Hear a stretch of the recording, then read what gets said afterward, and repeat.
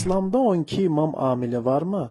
Və Peyğəmbərimizdən gələn 12 xəlifə hədisi Molla əqidəsinin dediyi ilə eynidirmi? Yox, birinci bilirsiniz, bidət əhli, onlar üçün Quran sünnədə dəlil yoxdur. Yoxdur. Onlar nə edirlər? Məsələn, nə oxşayır? Bilirlər, ha, bu bizə aiddir. Məsələn, indi bunlar ilişirlər nəyə? 12 rəqəmə. Harada 12 var, deyirlər, bu dəlildir ki, 12. Bizdə də 12-dir. Saat 12, o, 12. Məsələn, burada hədisdə gəlir ki, 12 xəlifə.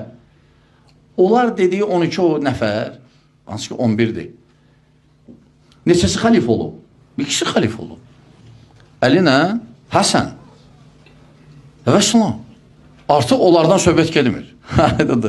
Onlar dediyi 12 nəfərdən gedir axı söhbət. Şeyxülislam İbn Teymiyyə Həcc sünnədə rədd eləyəndə onlar rəqəmə ilişirlər axı 12. Həmçinin hədis var ki, məndən sonra 12 daha münafiq olacaq. Hə, nə deyirsən? Tamam elə, tamam elə.